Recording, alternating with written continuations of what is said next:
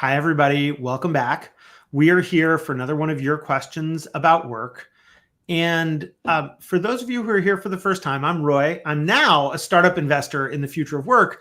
But a long time ago, Matt and I used to work together is maybe the right way to put it. I mean, different organizations, but working toward common goals in government in New York.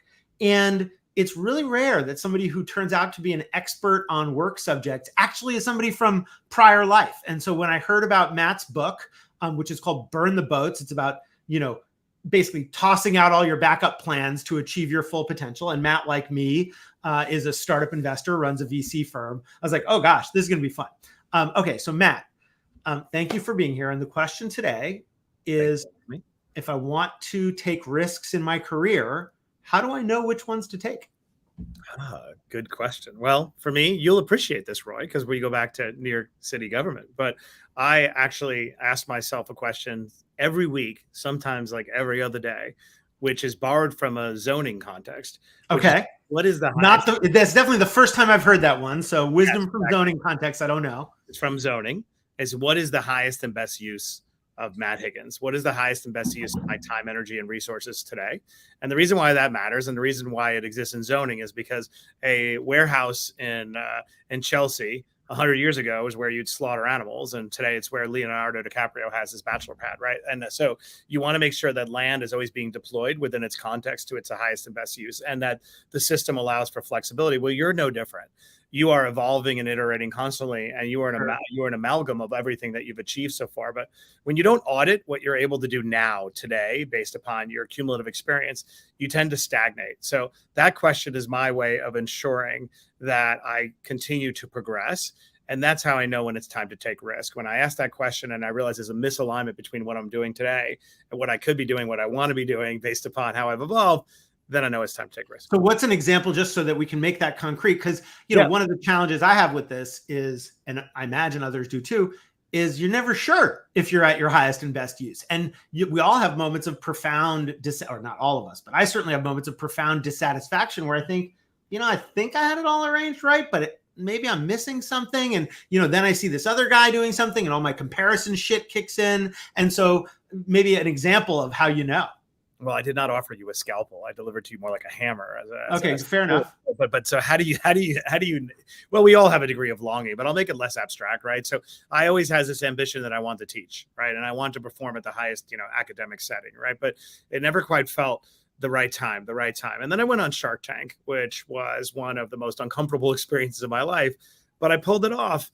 And then I was going around Harvard and visiting some restaurants that I have on the perimeter and feeling melancholy, like, that might be the hardest thing I've ever done. And I couldn't imagine what would be more uncomfortable than going on a TV show, right? And it was making me sort of sad. And then I looked around, I'm like, wait a minute, I always wanted to teach, but I never thought I could scale the walls of a rarefied institution like Harvard Business School when I had a GED, but now with Shark Tank, I probably could get my calls returned a little bit faster, right? So how do you know when there's sort of a longing begins to percolate up in a way that you can't ignore anymore? And then you pressure test feasibility and it actually passes that first gating of like, this is possible, it might be hard. And so that was my example. I made that phone call to Harvard Business School, got introduced. I spent a year of my life to create a course. Now, 5 years later, I'm still on the faculty. So that's how you know.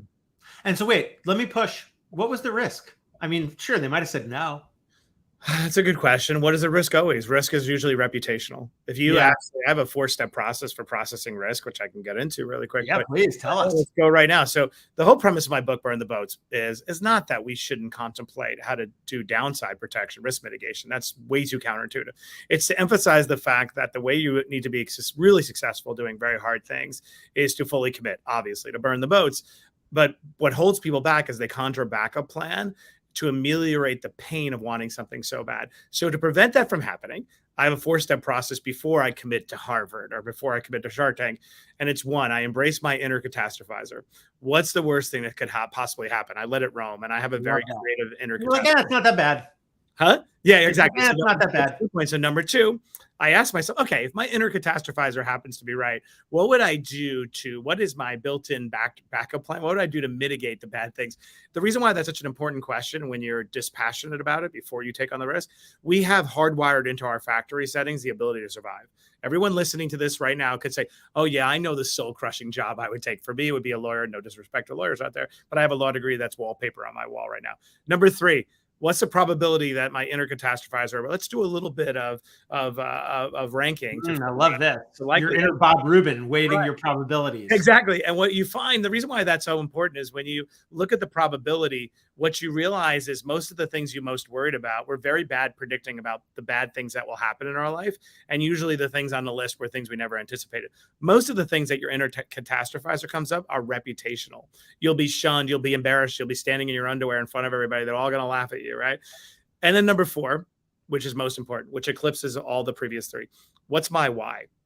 What would I not give up? What pain would I not be willing to endure to experience the thing I've always wanted, my plan A? And for me, why was teaching so important? Aside from imparting wisdom, there was a degree that I always felt something was taken from me as a child. I never got to compete at the highest academic setting. And there's a part of my brain that yearned for it. And I don't resent it, but I always wondered, could I have competed? Yeah. And so that why. It sort of settles that conclusively. Right. And then when I say, all right, inner catastrophizer is completely out of its mind. These are random. I already know my soul crushing job. It's on my wall. It's a law degree. 3, the probability is about 1%. And 4, my why would make me walk on glass. All right. So let me keep pushing on this because I love the framework. And I see myths about risk taking all the time. For example, you and I both back founders. And there's this myth that founders are inherently more risk seeking, that they're somehow wired to take risk differently. And I don't see that as being true for 2 reasons. One, because I know very few founders who ever truly bet the farm. Some of them pretend to, or there's a story that they will, or something like that. I just think they're more skilled at taking risk and maybe managing their reputation as risk takers. And the other, and this is where, you and me like come into this, it's like, tough talk for 2 rich white guys to talk to each other about how to take risk. And, when you come from a place of privilege, the calculus of risk is different. And, I totally disagree with this. I think it's not even true about his own data. But Paul Graham once said this thing about how, I'm paraphrasing here, so I may be getting it wrong, but about, the founder of Y Combinator, the incubator or accelerator, whatever they call it, about how all the best founders are already rich. And it's not strictly true, but if you look at the people who have started the great companies, many of them, a disproportionate amount of them, come from a place of family wealth. Not the most extreme family wealth, but enough to feel safe. Like their bottom layers of their pyramid were going to be taken care of no matter what. And so I guess I'm curious how you think about what the background conditions of life are and how much of this is about risk-taking personality versus risk-taking as a trade, like as a skill. That's such great questions. A lot to unpack there. I, number one, believe that humans actually do perform better when they have a measure of safety and security. And there are lots of ways to conjure that safety. One is because you have money in the bank and you can always resort to loving family, whatever, Right. But I wrote my book not for that cohort. Actually, my book is a bit of an inside joke, right? Like the cover is burn the boats. It's bombastic. That phrase usually connotes a degree of recklessness, apathy about, I don't really care. And then you read the book and it's full of torture and reflection. I wrote my book for the angst-ridden, the anxiety-laden, for whom risk-taking. I feel seen. Right, exactly. It was for you, Roy. It's for people who have self-selected out of ambition because they use the terrible phrase, I am not a risk taker, or they find surrounded in their foxhole people who are not nurturing that impulse. And so I 100% think the ability and capacity to manage risk is a skill that can be and must be cultivated and taught. And the reason why I think I'm the one to write this book and appropriate this phrase for us is I share the anxiety I went through. I share the shame of growing up on government cheese and feeling like Mark Cuban's going to see right through me and realize I was a poor kid with no business being on that set. I talk about imposter syndrome. I share that not because, poor me, look what I overcame, because I want people to meet me at the intersection and realize most people who are successful in spite of, not because of, in spite of something. I am on this podcast talking to you as the author of a book and teaching at Harvard in spite of I love the that. metaphorical boats that beckon me to surrender. So a long way of answering your question, which I love, is it's definitely a skill that can be. Yeah, but I mean, definitely a skill, and that there's safety that is helpful in taking those risks. I mean, a talk I once gave that I've got a blog post on that we'll link to is for the people whose safe options are the most attractive. So like not the people who got their GED, but the people who, you know, like I had the blessing of pretty much the best education money can buy. And in some cases, because I got scholarships, the education money couldn't buy, you know, and still I had to discover that trade of like, it's in some ways, it's harder to take risk when your safe option is so great. A lot of humanity has been about making the safe option for people that they could eat and sleep under a roof and all that stuff. And, you know, I'll just say one observation on you when I met you. I don't think I had the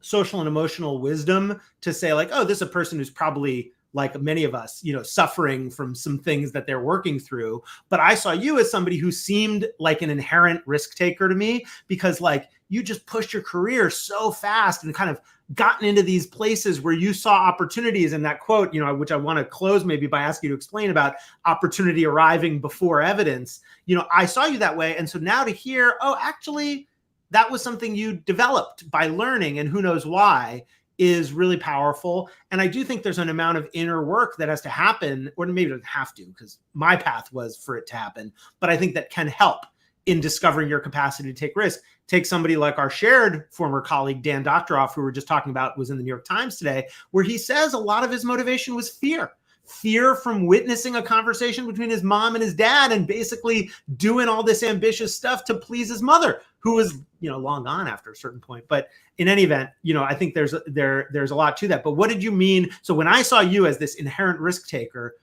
maybe tell me a little bit about what was happening there. And what do you mean by the opportunity coming before the evidence shows up? Is that part of this skill? Just rewind for 2 seconds. Yeah, please. Which is actually a really great point. I ramble, so you can. No, I love it. Your brilliance is pouring and oozing out of every orifice. So I went.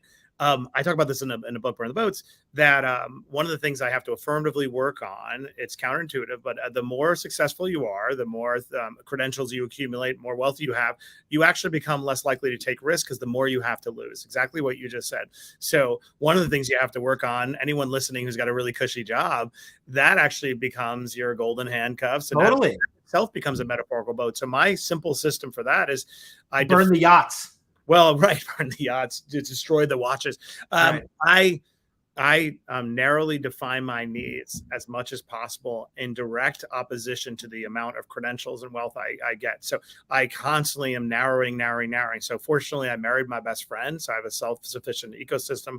I want my children to feel like I did a great job. And I wanted it 3 years with a liquidity, which is a lot of money. For me, it's very important because if I go below that, I begin worrying about getting evicted and being that kid again, right? That's my construct that allows me to breathlessly, effortlessly. I love that. Take risks. So what do I mean by that quote? I talk about this so much because can I interrupt before you do the quote? Because I want to say I had a moment like that too, which this is again a creature of privilege to have 3 years of liquidity in the bank. You had to work hard for that, and it's fortunate that you have that too. For me, I used to worry a ton about money, and then I realized that I could retire, but not in San Francisco or New York, where it's really expensive. We spend part-time in Milwaukee, and I was like, oh, if the only thing at stake here is geography, I'm fine. And like in an instant, it all just washed away. All the worry washed away because I was like, like to your point about your 4-part framework, just thinking about what is the worst case scenario. If the worst case scenario is Milwaukee, I fucking love Milwaukee. It'll be great. No problem. Good place. Anyway. Yeah. So what did you mean by that quote? Yeah. So what do I mean by that quote? It's a way to mentor and urge people that it sounds obvious when you deconstruct it, but that opportunity is going to manifest long before data will ever validate your decision to lean into it, right? So where I find people get stuck is they sense an opportunity at 3 a.m. They're so excited. They're deciding whether to go for it, right? Then they consult their friends, but they're also looking for data to give them the green light, and data will never give you the green light. The best in life are gut sandwiches. They begin with a gut and intuition with a little bit of data in the interstitial to maybe support it, but the green light will always be intuition. I love that. And so it's a way, in a lyrical way, of being able to identify opportunity is like lightning. It's a flash. Not everybody sees it. You think you see it. Thunder comes 5 seconds later. It's a delay. And that is the unmistakable evidence. You have to be willing to act. I love that. And cultivate but my whole book is about being an advocate for the self so that you can act on opportunity before the tipping point. I love that. And I mean, I'll just say that whole notion of managing the listening to your inner self, I just think is so powerful. And so for folks who want to get the book, which you should, burntheboatsbook.com, so you can go find it there. And, you know, Matt, it's just, I feel this sense of a closed circle of just getting to hear how you have integrated all this. And I know you've gone through a lot of stuff in life and had a lot of reflections. And so to just come out of it, able to take those opportunities and then teach, you know, to me, writing is the ultimate form of teaching, to then teach to others about how to do this and grapple with whatever they may have to overcome themselves. The other, like, last parting bit I often give people when they're struggling with a decision is, here's the bright side of the data not telling you, is you'll never know if you made the right decision.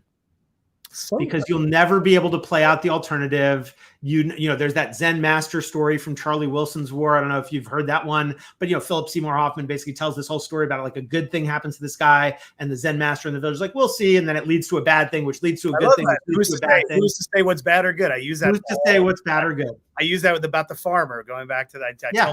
They're always like, I know, Dad, who's to say are bad, but this is definitely bad. I know, because it feels bad. And they might be right. They might be right. Never know. I use that quote lastly is because actually the most important part of that is, in order for who's to say what's bad or good to be true, you have to first believe it, because it doesn't come to you. And then 2, you have to look for it, right? Yeah. The story in The Farmer is about serendipity and reframing. But the truth about life, in my experience, is that it is true, but you have to mind the opportunity that's coming. That is so beautifully put. And, you know, here's to looking for all those opportunities and finding them. And, you know, for folks who are watching, we take your questions, so feel free to ask them. And the reason this is called This Is Not Advice is because I certainly don't know, Matt may know, but I certainly don't know what you should be doing in your situation. You know, if you're seeing this as some parable about how, oh, I landed on this on LinkedIn or Twitter, and that means I should take a risk. No, it doesn't fucking mean that. You should figure it out for yourself, because all advice is autobiography. The person's trying to tell you how to justify their own life story, or worse, they're trying to live vicariously through you. So to be continued. And Matt, I don't know, just like good luck doesn't even cut it, because, you know, just like your success makes me happy. So just keep doing what you're doing. I feel the same way seeing your face. So thank you. All right, to be continued. Thank you.